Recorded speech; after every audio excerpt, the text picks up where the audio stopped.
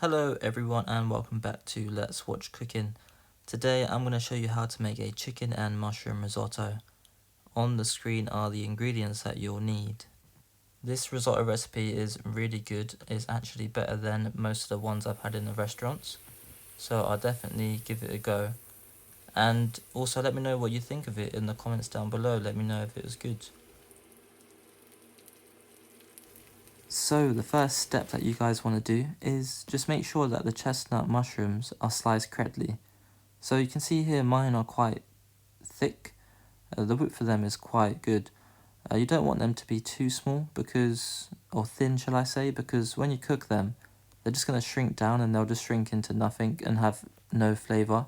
So make sure you leave them quite whole, so you can get all the juices out and have a nice crisp on the edge.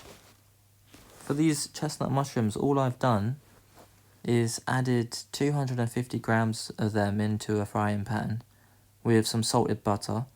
Personally, I've used clover butter, and I've just added some salt and pepper into that. And after about 5 minutes worth of cooking, and making sure you keep turning them, they should turn into this. And these are really delicious and have this lovely sauce, as you can see. And what you want to do is just put them into a separate bowl, so you can contain all of them natural juices from the mushrooms. And this is going to give you a completely great taste to the risotto. So as you can see here, just put them into another bowl. Put that to one side for now. Now we're going to move on from the mushrooms and we're going to start cooking the pancetta.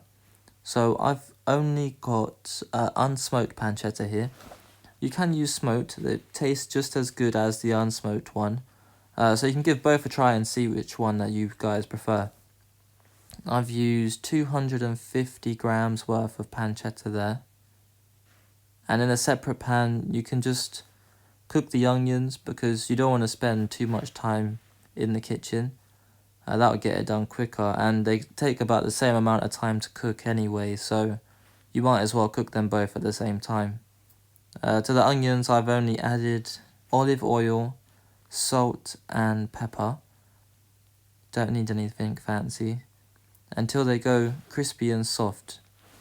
Until they start to brown, basically. And in the other pan, with the pancetta, they're getting really crispy now, as you can see. And they've created this really nice fat, basically. And as you can see, that's what is going to flavour a lot of the dish. So I've got this spatula here and it's got holes in it.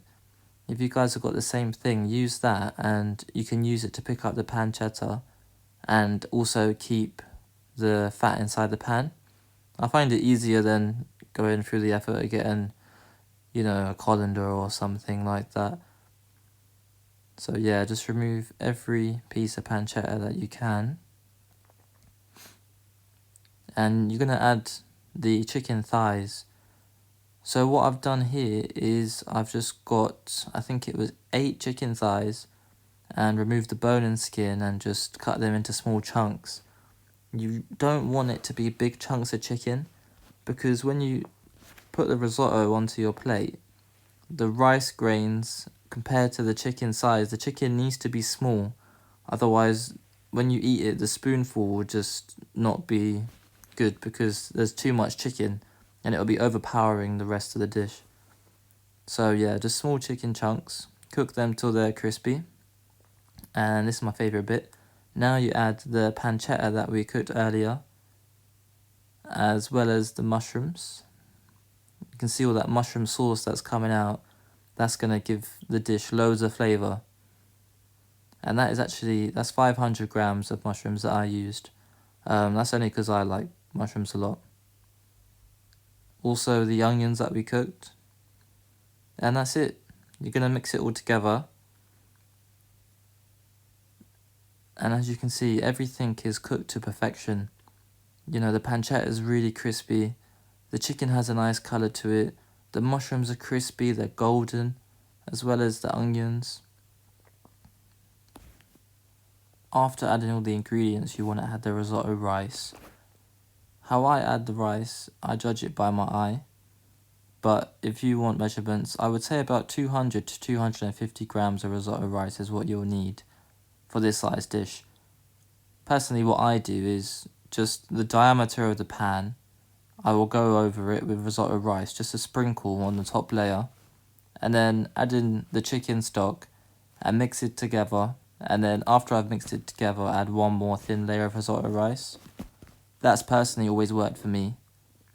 If I was to put it into measurements though, about 250 grams is what you'll need. Also, when you add the chicken stock, you don't want to add all of it straight away. You want to add bit by bit, so each time you add the chicken stock, leave it for about 5 minutes, and then you'll see the rice will start to get more fluffy, and it takes about 25-30 minutes in total. So you're going to need to keep testing, the risotto, tasting the rice, to make sure it's correct, make sure it's nice and fluffy and it's not grainy or bitty. So keep on mixing it together, ensuring it don't stick to the bottom of the pan. And then after a while, about 30 minutes or so, of keep adding the chicken broth and the rice, you should come up with something like this. Now this is the finished product of the risotto and it is absolutely amazing.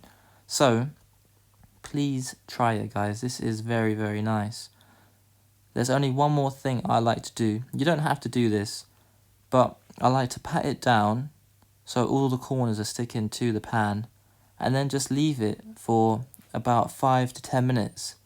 And what this is going to do is going to cause a nice crust on the bottom of the risotto. And this just adds a whole new layer to the risotto. You're going to bite into it, you're going to have different textures, you're going to have a nice crispy crunch there. What you normally wouldn't get in risotto, but this is the traditional way, the same way for paella as well. So I'd definitely give this a try. As you can see there's nice crispy bits on the bottom, and they are a pleasure to eat. So I'm going to show you now, plating it up. Definitely give it a try, and thank you for everyone that's watched this. Please, if you like the video and it's helped you out, like it. And if you make it, just comment and tell me how it was. I would appreciate that a lot.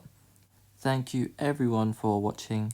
I hope you all have a great day, and if you have enjoyed this video and you are going to make it, consider subscribing, as I'm going to be uploading more and more recipes. So stay tuned for our latest uploads.